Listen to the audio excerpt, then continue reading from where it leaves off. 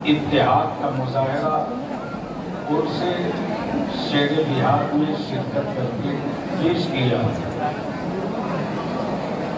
अल्लाह ताला हम सबकी हाजिरी को कबूल फरमाए। आमीन।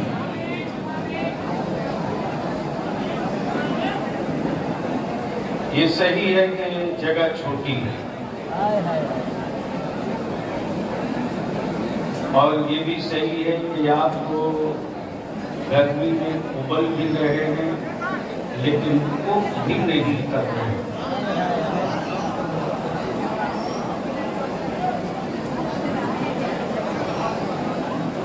सुनेंगे तो बोलो।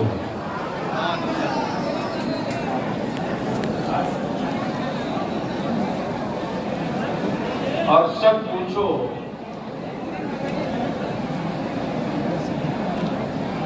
तो इश्क लिखना आसान है,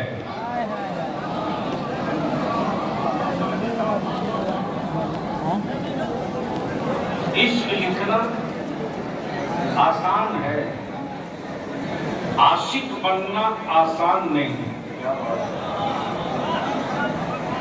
और इसी इश्क और आशिक पे गुफ्तगू हो तो बहुत सारे फतवा छूट जाएंगे और ये जुर्म मैं नहीं करना चाहूंगा। अगर दिल लगा तो आज बलियादी की गुफ्तगू का 2 हिस्सा होगा। एक है खबर,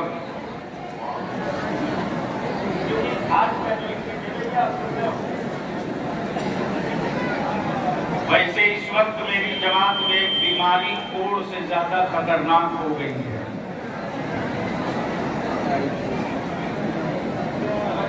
मेरी जमात के जिम्मेदार बैठे इसलिए मैं कह रहा हूं, और ये जिम्मेदार स्टेज है, जिम्मेदार का उर्स है, इसलिए कह रहा हूं। कल तक जलसगाहों का खतीब का इंतखाब किसी दरसगाह से होता था।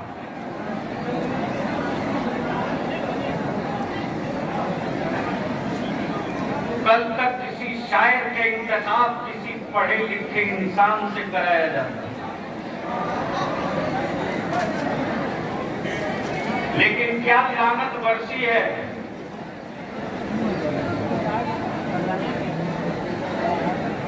कि अब खतीब के लिए दरसगाह नहीं, यूट्यूब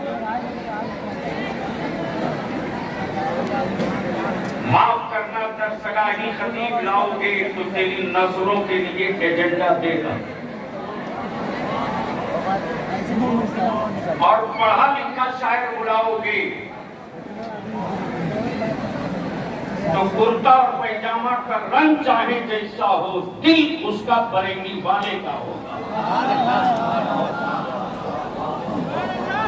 इसलिए कि अनपढ़ ही बदअकीदा होता है, पढ़ा लिखा कभी बदअकीदा होगा ही नहीं।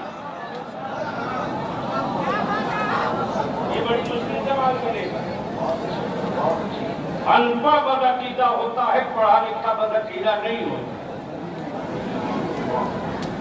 इब्लीस बहुत पढ़ लिया था इसलिए बदअकीदा हो।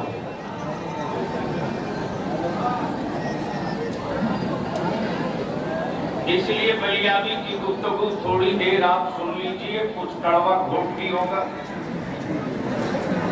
और मैं वो नहीं हूं कि जन्नत की चाबी आपको थमा दूं, आप लेकर चल दें। और मैं ये भी जान रहा हूं कि आजकल जन्नत बेचने की जो वैकेंसी और एजेंसी लेके लोग घूम रहे हैं, उनकी अपनी जन्नत की गारंटी नहीं, लेकिन एजेंट रख के बेचवा रहे हैं।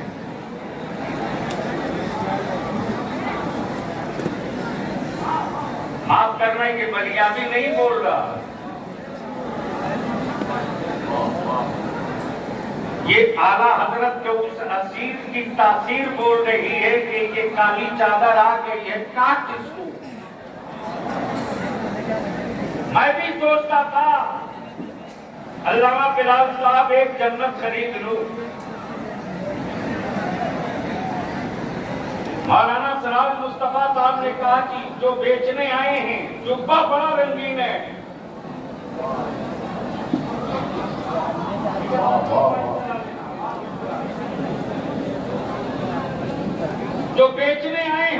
झुका पड़ा रंगीन है,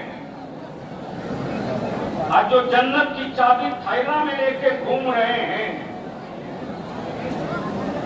वो हसबनामा भी बड़ा ऊपर से ला रहे हैं,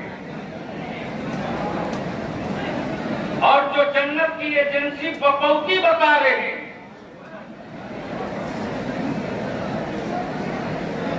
वो अपने आप को आदमी कम फरिश्ता सिफत ज्यादा बता रहे हैं। मैं भी सोचा था एक जन्नत खरीद लो, लेकिन जब सामने गया तो बेचने वाले में कोई बहलोल दाना नहीं दिखाई। बोलोगे तो बोल दूंगा।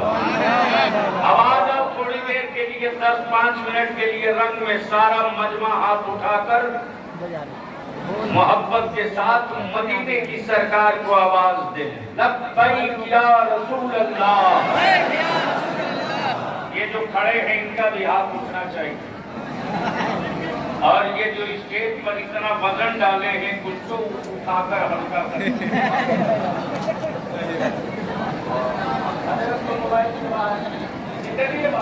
थोड़ी देर लब्बैक या रसूल अल्लाह, और ये आवाज लगा दो, थोड़ी ताकत लगा के आवाज दे।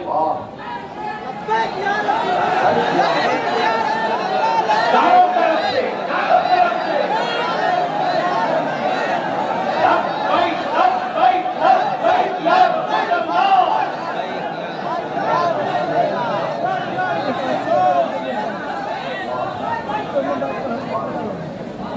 कुछ पढ़े लिखे बुद्धि लोगों ने कहा कि ये नारा बड़ी अभी तुम मत लगाओ, इसलिए कि भारत के बाहर वाले लगाते हैं।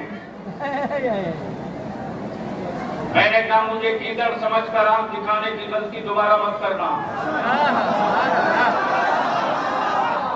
ये रईसुल कलम का पाला हुआ है, तार पर लटक कर भी कहेंगे लब्बैक या रसूल अल्लाह,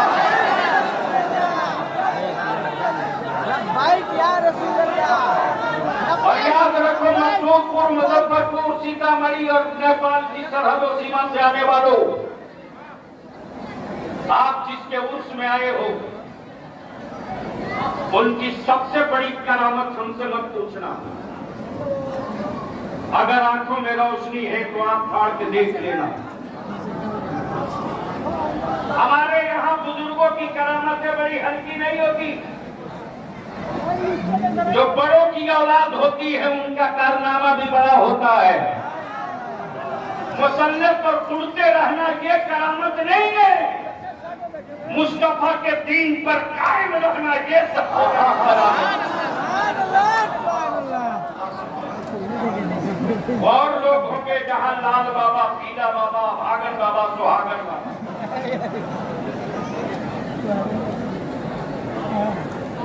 हमारे यहाँ भागन बाबा लोग, सुहागन बाबा नहीं है। हमारे यहाँ गौसे आदम है, शाहे जीला है, शाहे नीला है, साबित करियरी है, बाबा फरीद है, गंजे शकर है, पीर सैयदी सरकार शाह बरकतुल्लाह है, आला हजरत है, मुफस्सिर आजम है, मुफ्ती आजम है, बहादुर शरीका है, शेर बिहार है। ऐसे हैं जिनकी खींची हुई लकीर को आज तक छूने की हिम्मत में उनका दुश्मन जुटा नहीं पाता। आपके उसी वक्त कर्नाटक मैं गया था मैसूर, तो मैसूर में टीपू सुल्तान की तलवार बगल में रखी है, अंग्रेज करीब नहीं सक रहा। सदफ तो मैंने उससे कहा थोड़ा आगे बढ़ो, बोला नो नो। तो मैंने एक साहब से पूछा ये आगे बढ़कर क्यों नहीं देख रहा, दूर से क्यों देख रहा? तो अगले ने कहा ये मैं भी नहीं समझ पा रहा हूँ। तो मैंने एक इंग्लिश बोलने वाले को बुलाकर पूछा, मैंने कहा इससे पूछ अंग्रेजी में कि ये करीब क्यों नहीं जा रहा तलवार।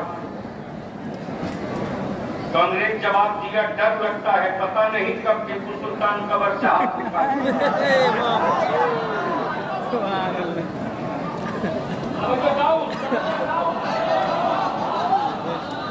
वहीं से मेरे अकीदे की दीवार और मुस्तहकम हो गई बात है मेरे रजा। जब चंद मुरब्बा मील के हुक्मरान ने तलवार निकाल कर अपने दुश्मनों को धमक बता दी तो वो कब्र में है लेकिन दुश्मन खंजर के करीब नहीं जा रहा। वारे इमाम अहमद रजा तूने इश्क की तलवार कितनी लहरा के दिखा दी है कि आज भी बदअकीदे तेरे खंजर के करीब आने की हिम्मत नारे तकबीर, नारे रिसालत, इश्क मोहब्बत, इश्क मोहब्बत। और मकसूदपुर बरेली शरीफ का वो रिश्ता है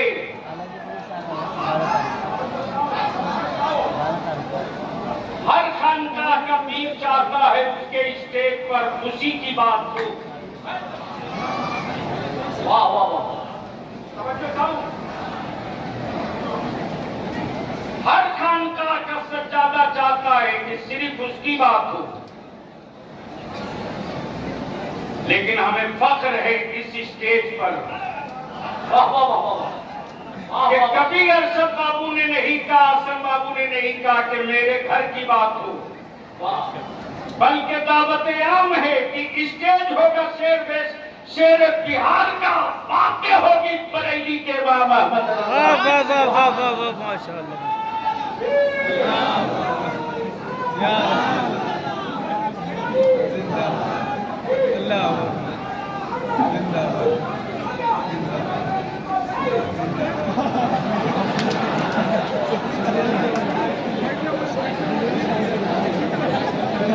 आप लोग परेशान मत हो, आजकल दिल भर शाही खिलाफत बांट रहे, इसको खलीफा बना चुके हैं।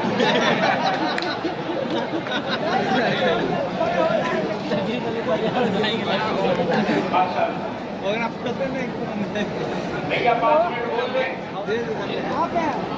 अदा हो मौलाना महबूब साहब 5 मिनट और टाइम और अब आप लोगों की मर्जी पर है, बोलोगे तो बोलूंगा।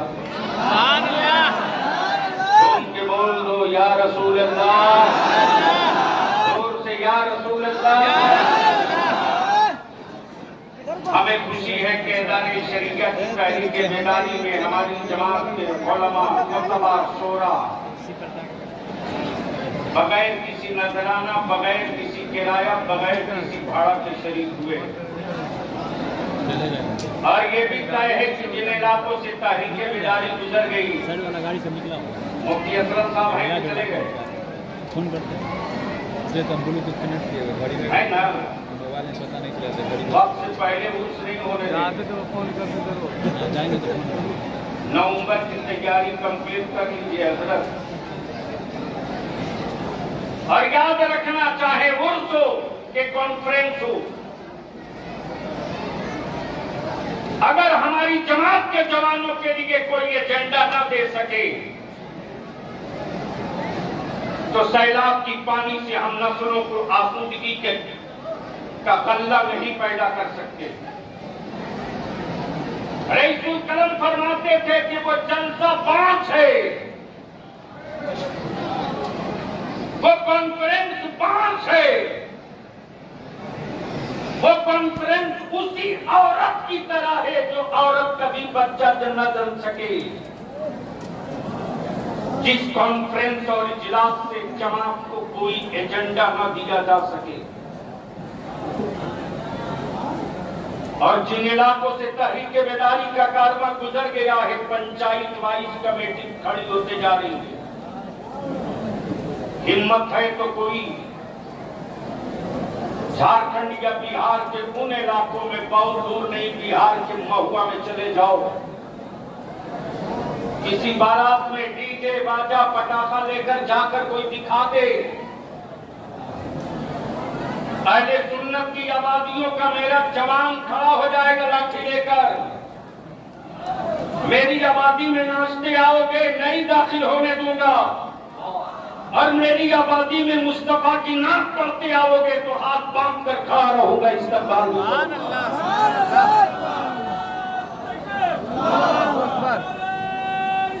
या रसूलल्लाह जिंदाबाद जिंदाबाद। इस वक्त हमारे सामने दो चुनौतियां हैं। एक चुनौती ये है कि हमारी औलादों की और नस्लों का अकीदा कैसे बचे, और दूसरी चुनौती ये है कि हम अपने भारत में अपनी नस्लों के हुकूक के हुस्नियाबी के लिए इनको तालीम से लैस कैसे कर सके। अगर हमारी औलादों के हाथ में पावर का कलम नहीं होगा तो कीड़े मकोड़े की मौत हर चौराहे पे मारे जाएंगे। अगर मेरी औलादों के हौसले मजबूत न रहे तो हमारे बच्चों को दुनिया गुलाम बनाकर रखेगी। अगर हमारे बच्चे ज़हनी एतबार से टूट गए और उनके दिलों में मौत का भूत उतार दिया गया तो याद रखना उन बच्चों का कदम कभी कभी भी इस्तकलाल की तरफ नहीं ठहर सकता है। अब जरूरत इस बात की है, अरे जिनकी माए परसों से नंगा रही वो मेरी बेटियों के हिजाब की बात करे। क्या बात समझो, क्या बात है, क्या बात समझो। और हक तो ये कि अपने हाथ के बनाए हुए माबूदों के भक्त उसे आंख दिखा रहे हैं जिसका ईमान ये है कि मेरी मौत और मेरी जिंदगी का मालिक सिर्फ मेरा अल्लाह।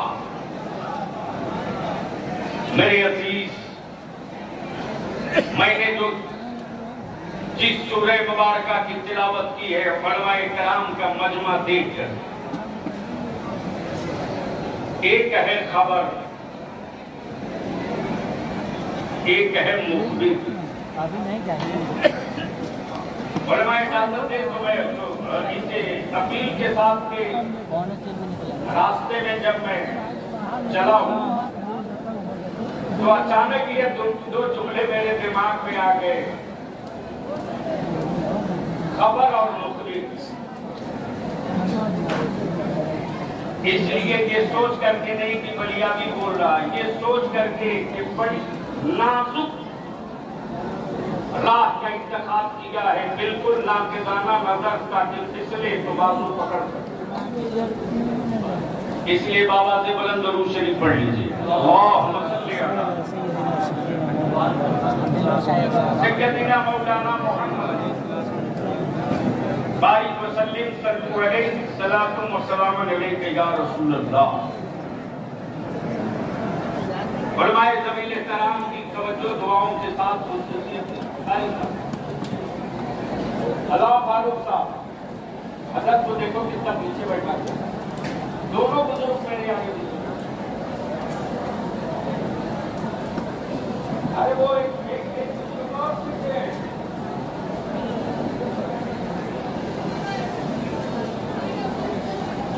ये वो लोग हैं, अब आप उम्र देखो और इश्क देखो। ये नौजवान पार्टी लोग जो सड़क पर यूं यूं करके घुमरा, माफ करना, तेरे बॉडी में जवानी का खून है तो तू धक्का लेके आ जा रहा, लेकिन ये 70 साल 75 साल के जिस्म वाले जो लोग आए हैं ना, ये चल भी रहे हैं तो ये सोच करके कि मेरी वजह से किसी को धक्का न लगे, ये मुफ्ती साहब के मेहमान हैं। बस ये हिस्सा धरती है, हिस्सा एक है खबर, एक है मुखबिर। समझो चाहूं, एक है खबर, एक है मुखबिर। खबर ये अल्लाह वहदहू ला शरीक, बेमिसलो बेनजीर, इबादत उसी की, सजदा उसी की, कयाम उसी के लिए, राज़िक वही, खालिक वही है, मालिक वही है, जमीन उसी की है, आसमान उसी का है, शम्सो कमर उसी के हैं, माहो नजूम उसी के हैं, ये सब उसी का है। ये सब बोलोगे तो बोलूंगा। अरे रंग में आजा, रंग चढ़ेगा, रंग चढ़ेगा। बोल दो समझ जाओ। ये खबर है, लेकिन बताने वाला मुखबिर नहीं था, समझाने वाला मुखबिर नहीं था। लेकिन पलटिए उस वक्त जब न जमीन थी, न आसमां था, न शम्सो कमर थे, न शजरो हजर थे, न जन्नतो जहन्नम था, न फरिश्ते न गिलमा, कुछ नहीं, कुछ नहीं, कुछ नहीं। सिर्फ रब है, सिर्फ रब है, सिर्फ रब है, सिर्फ रब है। बोलोगे तो बोलूंगा। आजा आजा, रंग में आजा, आजा, जोर से जोर से जोर से। रब है। कब? जब जमीन न थी, आसमान न था, शम्स न था, कमर नहीं, कुछ नहीं, सिर्फ रब। उसी रब ने अपने नूर से, किससे? अपने नूर से एक नूर बनाया, अपने नूर से, मिट्टी से नहीं, मिट्टी से नहीं। मेडिकल साइंस कहे और वजूद इंसानी का फलसफा इस्लाम भी बतावे, एक आदमी के वजूद में आग भी, मिट्टी भी, पानी भी, हवा भी, ये चार एक जगह जमा हो तो इंसानी वजूद बने। अब जहन को करीब रखना, बड़ी बड़ी बड़ी तारीखी हिस्सा रहा। कभी भी डेमोरलाइज मत होना रजा के गुलामों, कभी भी डेमोरलाइज मत होना। छाती ठोक के कहना हाँ हाँ ये भारत मेरा है। अब जहन को करीब कीजिए। खबर वहदहुल्ला शरीफ, खबर बेमिसलो बेनजीर, खबर उसकी कोई औलाद नहीं, खबर वो किसी की औलाद नहीं, लेकिन रब ने जब इसकी खबर आम करना चाहा तो जिस पहले मुखबिर का वजूद बख्शा, वो मिट्टी से नहीं, वो आग से नहीं, वो पानी से नहीं, वो हवा से नहीं, अपने नूर से, अपने नूर से। कुल हुवल्लाहु अहद। महबूब आप कह दीजिए, महबूब आप कह दीजिए। मामला था मौलाना पीरे तरीकत अरशद साहब से कुछ कहने का, और जुड़ा हुआ वो मामला था अल्लामा बिलाल को। अल्लामा बिलाल अपनी बात अरशद बाबू को खुद नहीं कह रहे हैं, बल्कि क्या कह रहे हैं? मौलाना सनाउल मुस्तफा साहब आप कह दीजिए।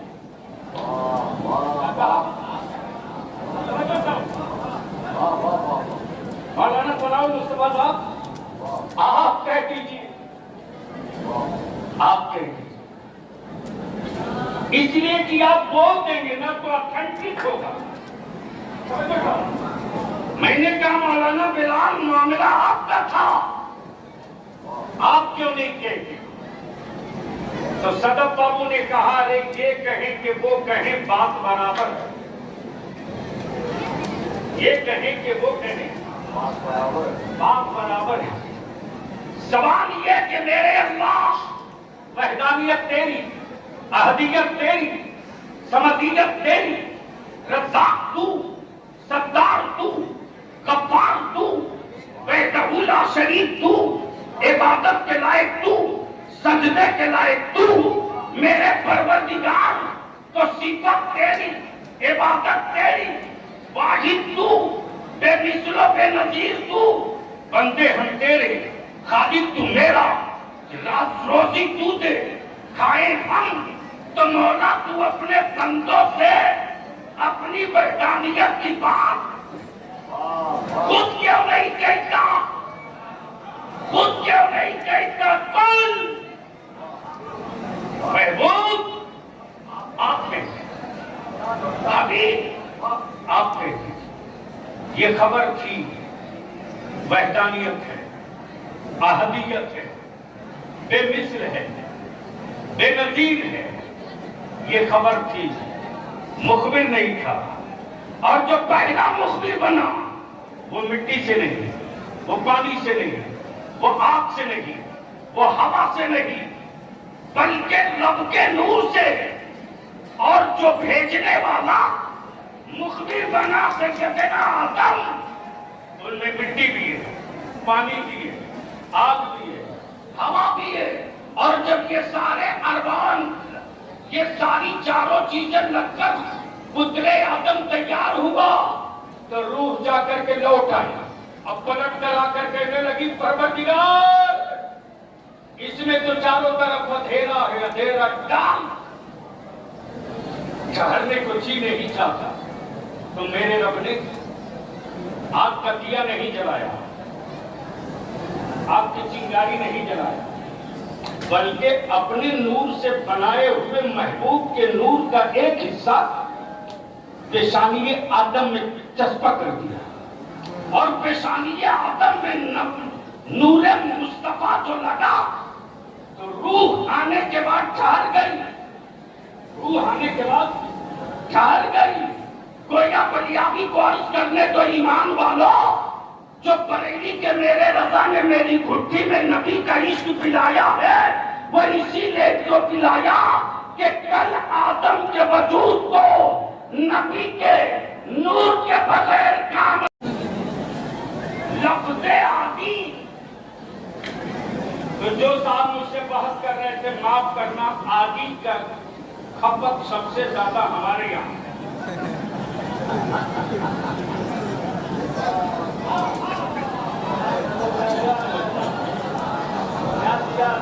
अरे समझ गए तो बोल दो, बोल दो। समझ लो, मैंने कहा आदि का सबसे ज्यादा खपत मेरे यहाँ है। तो बड़े साहब धोती उठा के बोले, वो कैसे?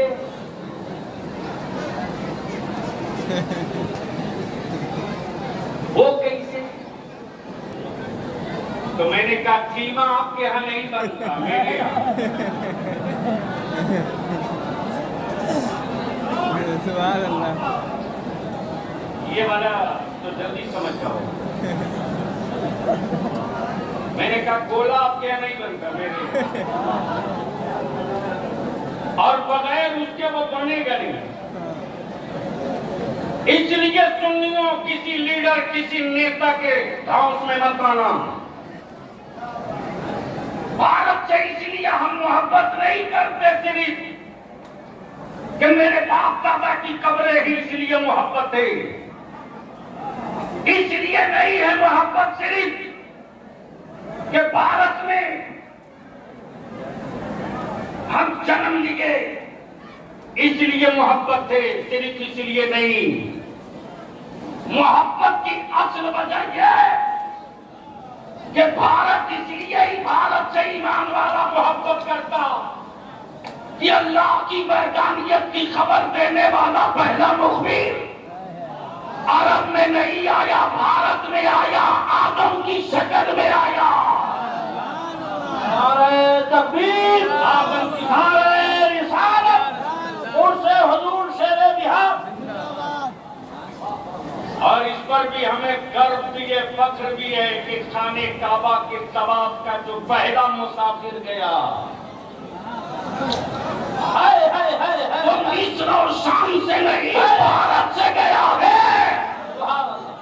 तब बलियाबी इस नतीजे पर पहुंचा कि मेरे आका करीम ने क्यों फरमा दिया। ये नहीं कहा कि करबला से ईमान की खुशबू आती, ये नहीं कहा नजफ से ईमान की खुशबू आती, ये नहीं कहा बगदाद से ईमान की खुशबू आती। मुस्तफा की निगाहें नबूवत देख रही थी करबला सामने, नजफ सामने, अशरफ सामने, मिस्र सामने, सूडान सामने, दुबई सामने, सब सामने। लेकिन मुस्तफा फरमाते भारत से ईमान की खुशबू आती, गोया खबर की पहली मुखबिरी जमीन पर अरब से नहीं हुई है।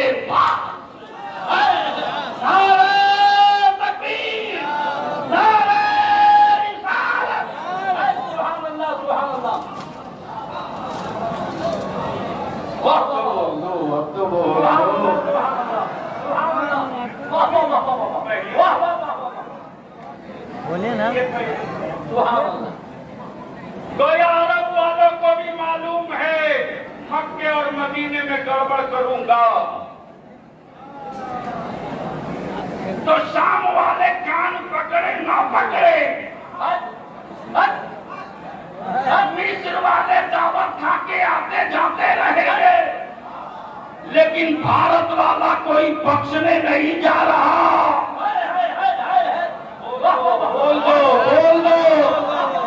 और ये वही भारत है जब नबी के इल्मे गैब पर, रसूल के वकार पर, मुस्तफा के नामूस पर, नबी के नूर होने पर, जब सऊदिया के ज़कातखोरों ने जबान चलाना चाहा तो पाकिस्तान नहीं खड़ा हुआ, रूस नहीं खड़ा हुआ, सीरिया नहीं खड़ा हुआ, इसी बरेली से इमाम अहमद रज़ा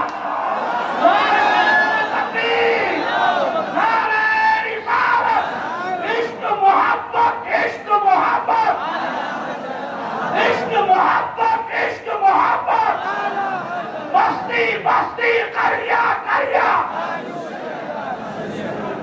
और पैगाम दिया वो काबे की कमाई से हवेली बनाने वालों।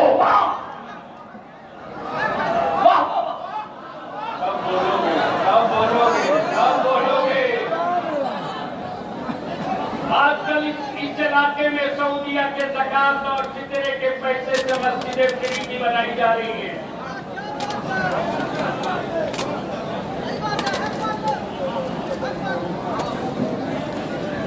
और याद रखना, मुसलमान भारत का गरीब से गरीब हो सकता, भारत के ईमान वालों को दुनिया में दलील करने वाले हरामखोरों,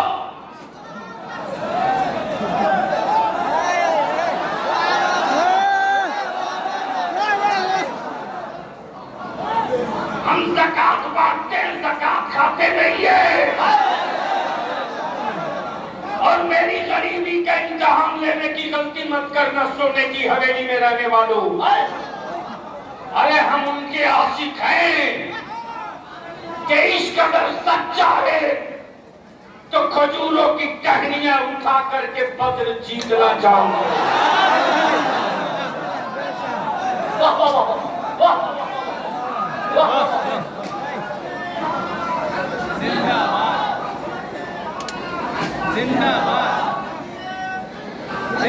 इश्क का चिराग अगर सलामत है तो 72 की तादाद में करबला में उतर कर पूरी दुनिया जीतना जानते हैं। लेकिन माफ करेंगे, दिलों में कभी छुपती नहीं है। लाख आप छुपाना चाहो दिल का चोर चेहरा बोल देता है।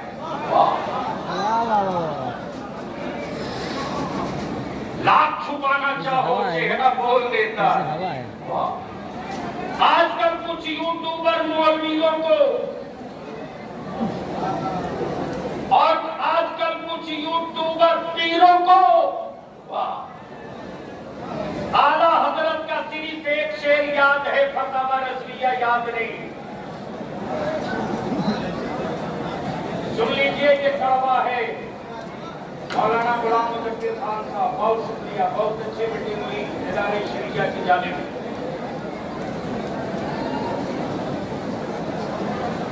बोल दीजिए तो बोल दूं, सिर्फ 3 मिनट का टाइम बचा है। मौलाना देख रहे हैं, बस सिर्फ 3 मिनट का टाइम बचा है। और बिहार के मुकद्दर में क्या बड़ी चीज है ये था। बरेली वाले के असीर का उर्स मकसूदपुर में और बरेली वाले के शहजादे का उर्स गंगटी में, और दोनों का जिला सीतामढ़ी, दोनों का जिला ये मुजफ्फरपुर बॉर्डर है। कहने को बेतिया वाला बिहार कहता है, सारा इलाज कराता है गोरखपुर। भभुआ वाला नक्शा में बिहार में काम चलाता है बनारस। तो मैं क्या कह रहा था, किसी को याद है?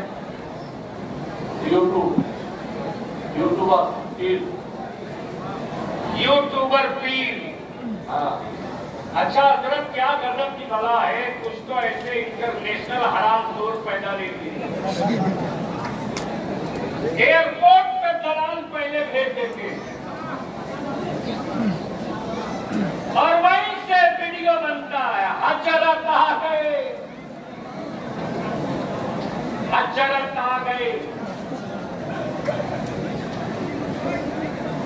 पता चला कि पटना से सीतामढ़ी जाते जाते 3 जुब्बा 3 पगड़ी बदल गई। अरे माफ करना यार, तू का लड़ी है रन में जिनका तेल चुए जुल्फन में। मेरे इमाम अहमद रजा की फतवा रज़विया याद नहीं, अद्दौलतुल मक्किया याद नहीं, हुस्सामुल हरमैन याद नहीं। जमीन में पानी की कितनी किस्में हैं आसमान में याद नहीं, रब्ते बहादिया याद नहीं। लेकिन अवामे अहले सुन्नत में लोग जमाने के लिए एक शेर याद है, एक शेर याद है, और कहीं नाम ले ना ले, लेकिन यहां शान बताने के लिए ये शेर जरूर पढ़ेंगे। तेरी नस्ल पाक में है,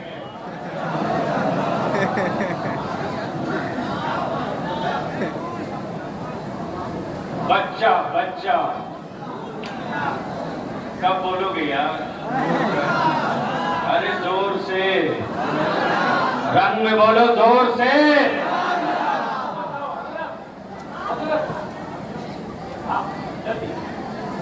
क्या कहा? बच्चा बच्चा नूर में, बच्चा बच्चा। कब बोलोगे यार? बोल दो, बोल दो। बूढ़ा बूढ़ा नहीं था, हुजूर का नहीं था, हुजूर का नहीं था, हुजूर का नहीं था, नूर का। हमारे आशिक साथी कहले पाए, कोई हो तो लाओ, कोई ऐसा आशिक आले नबी हो तो मिसाल में दिखाओ। सारी दुनिया ने सैयद का शजरा पढ़ के सैयद माना, नाम के आगे सैयद सुन के सैयद माना, लेकिन बरेली के अहमद रजा ने सैयद को पढ़ के सैयद नहीं माना, बल्कि सैयद को सुन के सैयद मान लिया। नारे तकबीर, नारे रिसालत। तब बलिया भी कहता है, रजा का इश्क लाओ, तेरी जूती सर पे लेके घूमूंगा। रजा का इश्क लाओ, तेरी जूती लेके सर पे घूमूंगा। रजा का तसल्लुफ़ी दीन लाओ, तेरे पीछे पीछे गुलामी करूंगा। रजा का तसल्लुफ़ी दीन लाओ, मैं तेरी औलादों की नौकरी कर दूंगा। लेकिन अगर रजा से कजी रखकर गुफ्तगू करोगे तो हमको जो मेयार दिया है मेरे मुफ्ती आज़म ने, हमें जो शऊर दिया है मेरे शेरे बिहार ने, उस मेयार और कसौटी पर रखकर तौलूंगा। कि ये रंगीन जुमले में जो छुप के आया है ओरिजिनल माल है कि डुप्लीकेट माल है, अपना माल है कि पराये का माल है, दस्तरखान बिछाने वाला माल है या देश का दस्तरखान लपेटे। आखिर में मैं यही विनती करूंगा, नारों से मसले खड़ी नहीं होंगे। जोशीली और गरम गरम तकरीरों से मेरी आने वाली नस्लों का तहफ्फुज नहीं होगा। बिल्डिंग गिरेगी फिर बना लोगे, कर्ज में आओगे कमाकर फिर भर लोगे, मकान टूटेगा छप्पर में रहकर जी लोगे, लेकिन अगर नस्लें टूट गई तो सदियों नहीं उठ पाओगी। इसलिए आज के इस तारीखी स्टेज से असीरे मुफ्ती आजम की चौखट से ये पैगाम लेकर जाओ, टूटे हुए घरों की फिक्र मत करना, अपनी नस्लों के ईमान और अकीदे की फिक्र करना, लूटे हुए मकानात की फिक्र न करना, आखिरत में न लूटे जाओ इसकी फिक्र कर लेना।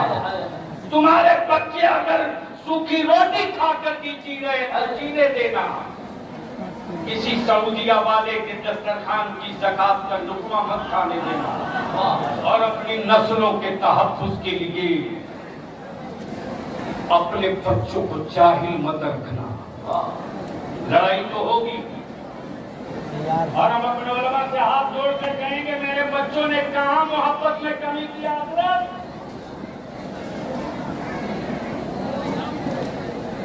1.5 दर्जन शोरा हैं, 200 खुतबा हैं, कहां मेरे बच्चों ने कमी किया। दरिया भी कभी कभी सिस्कियां लेने लगता, जब बलियाबी की जूती सीधी करने मेरे बच्चे दौड़ जाते, जब मेरे इमाम के लिए मेरा बच्चा गंगा बगलदान धुल करके ले आता है,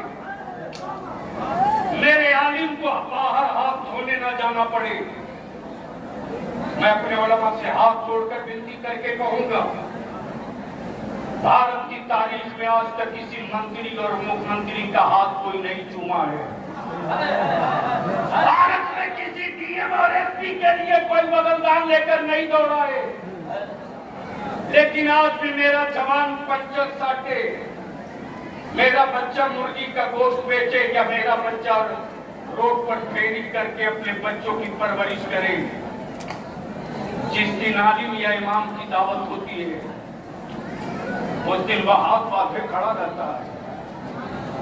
मेरी जमात का कोई बुजुर्ग अगर चारपाई से पैर नीचे रखता है तो मेरे बच्चे अपने बाप की जूती सीधी किए हो ना किए हो, लेकिन अपने आलिम की जूती सीधी करने के लिए आगे बढ़ जाते हैं।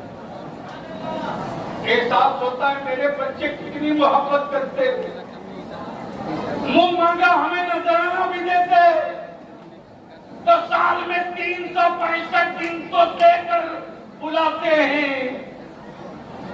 एक बार तो आप अपने से अपनी जमात के जवानों को बुलाकर देख लो,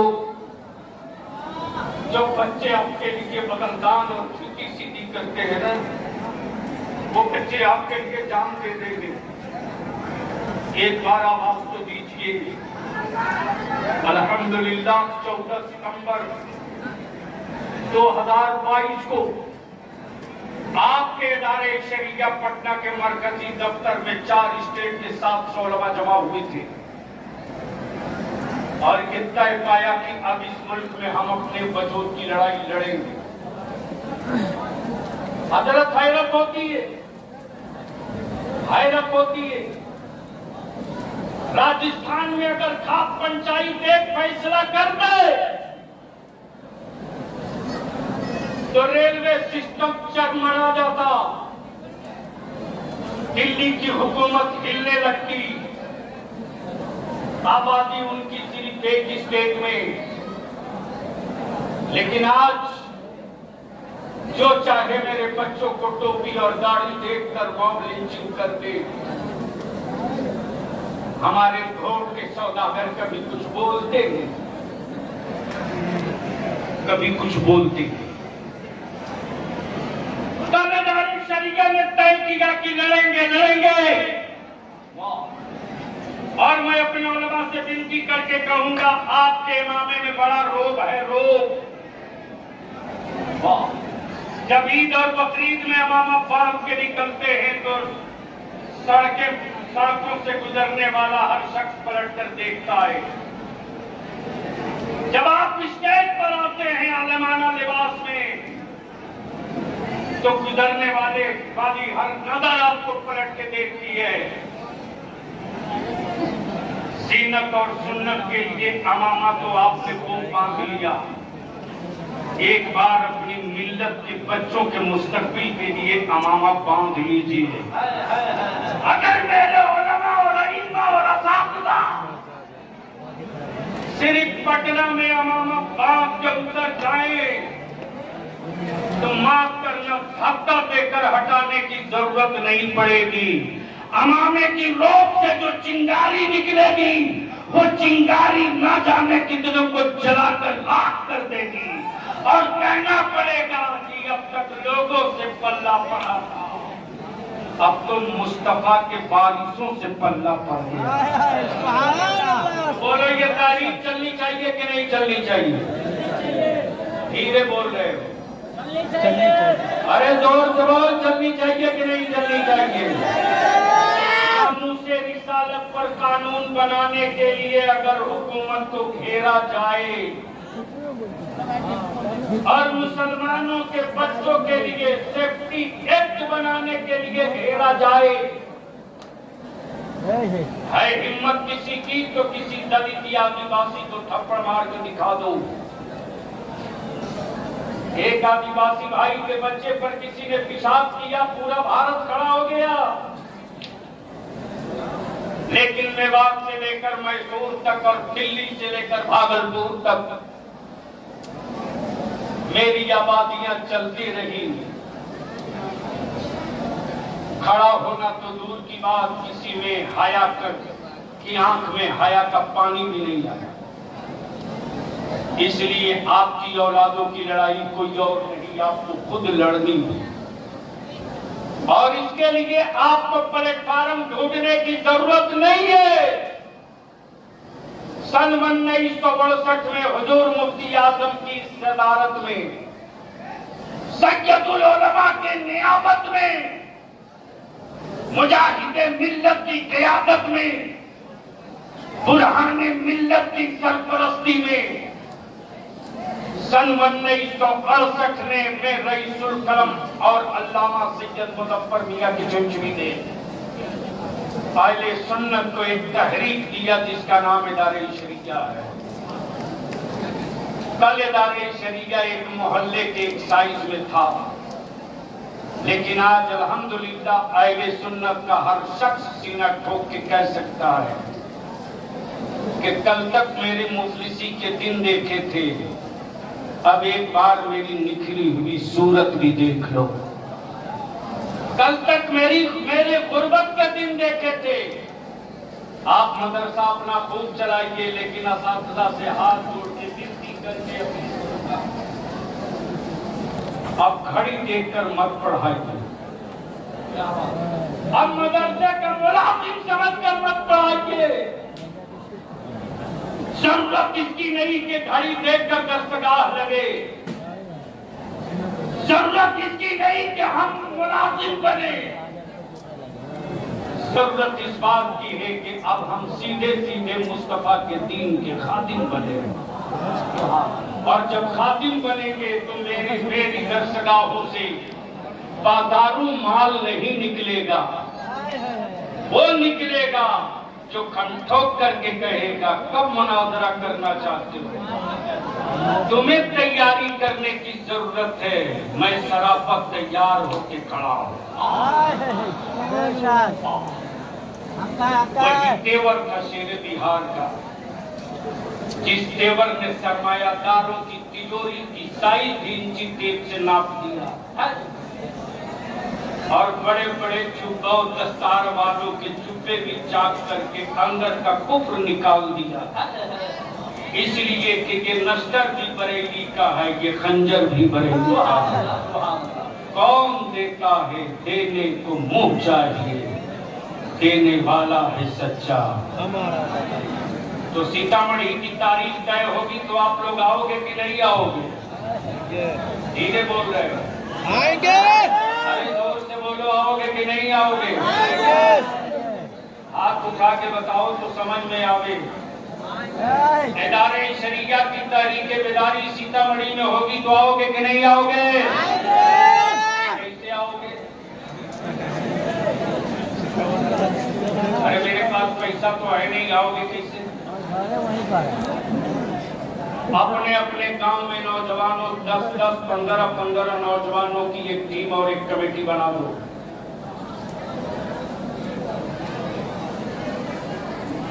और उसकी लिस्ट मोबाइल और व्हाट्सएप नंबर के साथ मुझको भी भेज दो, मुफ्ती असलम साहब को भी दे दो, मकसूदपुर में भेज दो, काजी साहब को दे दो। इसलिए कि जो सीतामढ़ी में तय होगा उसको अपने गांव और पंचायत में उतारना है। सर फटेगा तो टाका लगा के जी लेंगे, अगर पेट फट गया तो याद रखना एक लम्हा जीने को मौका नहीं मिलेगा।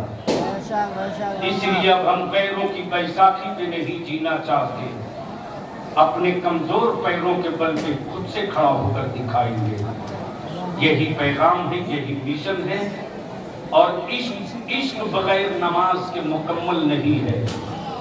अगर नमाज न पढ़ो तो दावे इश्क तो हो सकता है, तुम आशिक नहीं हो सकते। और नमाज की पाबंदी के साथ नबी का इश्क का दावा करोगे तो नमाजी के साथ आशिक कहलाओगे, वही सच्चा इश्क होगा। अल्लाह ताला हुजूर शेरे बिहार के मिशन को आगे बढ़ाने की हम सबों को तौफीक अता फरमाए। यार जिंदा सोहबत